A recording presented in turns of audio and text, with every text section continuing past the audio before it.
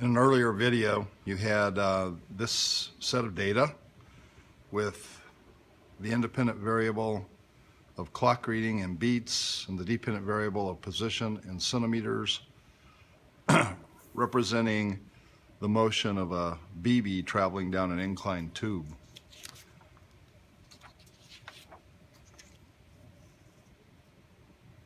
This is the graph that was produced from that set of data, and in that video it was explained to you why these two little plus signs were placed on the graph.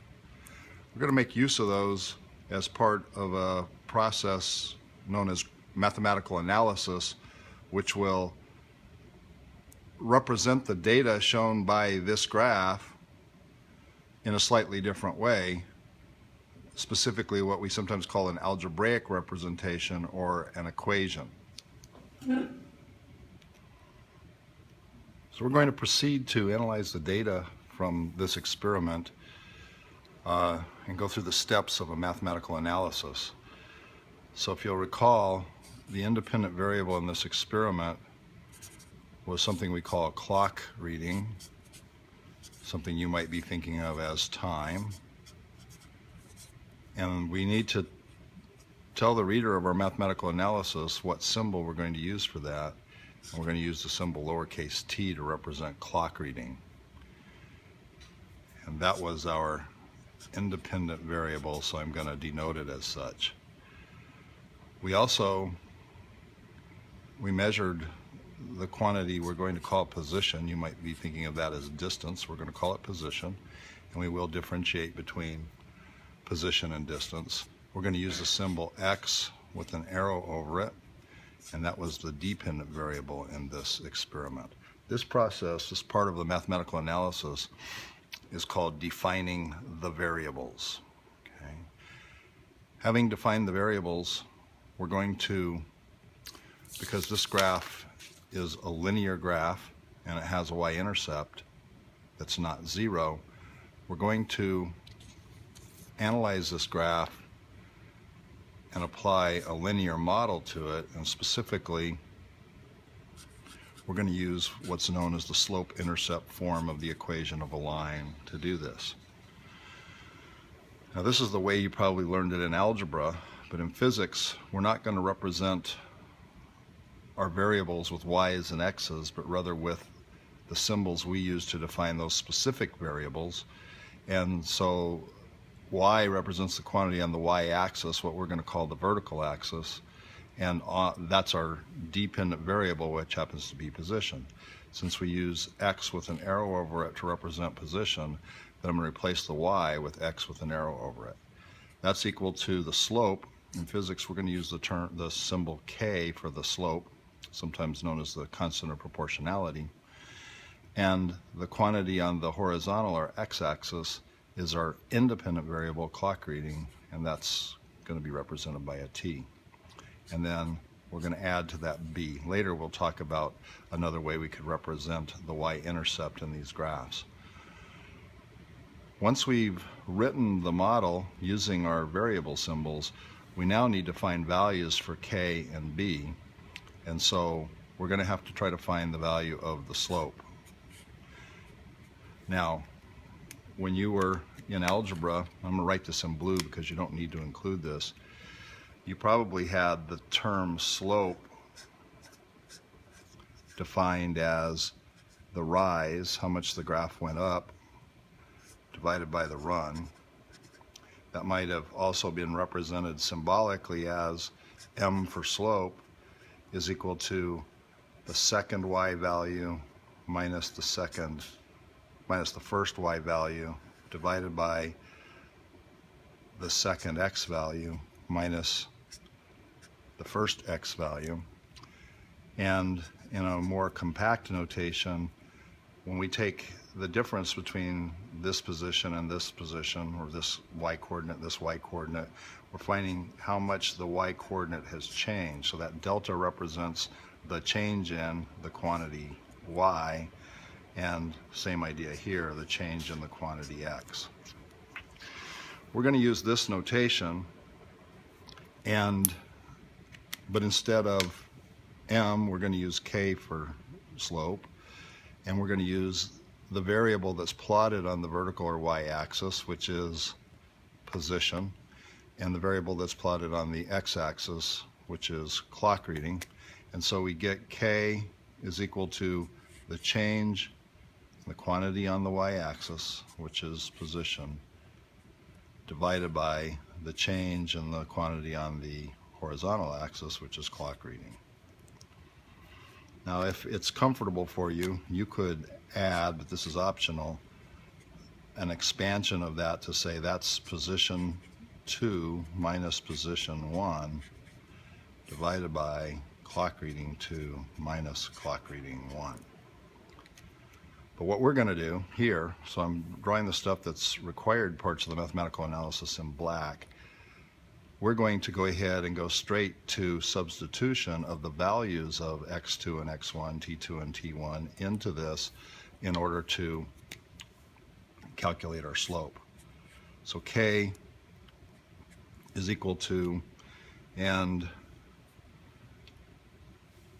we're going to go back to the graph for just a minute here, and you'll notice that in the previous video we marked this point as a point that we could read the values off from the line of best fit, and this point, remember, those 2 points need to be points on the line of best fit, not data points, and you want to choose them fairly far apart. I would say this is about a minimum of how far they ought to be apart. So if we write down our values associated with this point, we're going to find that the clock reading value appears to be at about 5.0 seconds, and the position value appears to be at about 45 centimeters. And correspondingly up here, we've got a clock reading value of, I'm going to call it 11 point, somewhere between 11.2 and 11.3. I'm going to call it 11.3 seconds, and a corresponding position value of 95 centimeters. For reference sake, I'm going to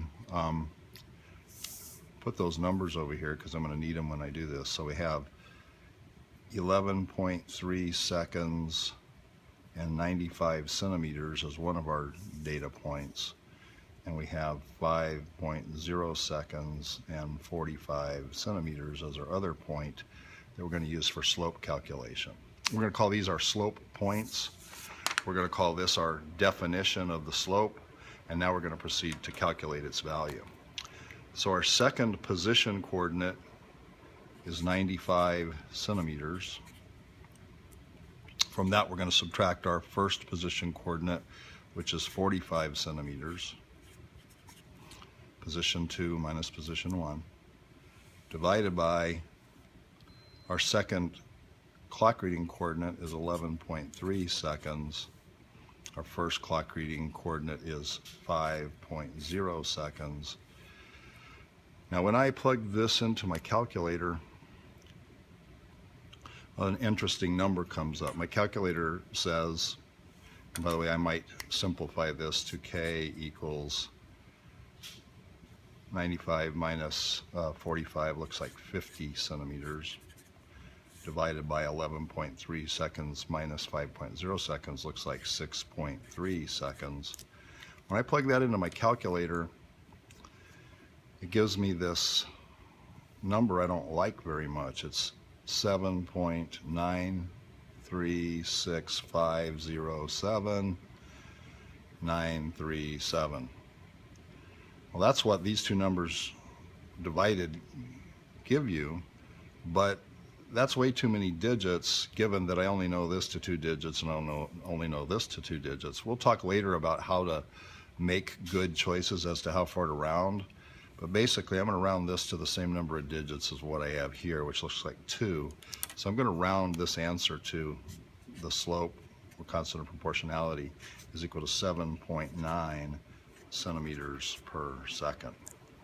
Now we're just about at the last step of the mathematical analysis. The one thing we have to do before we finally write our equation is determine the value of b.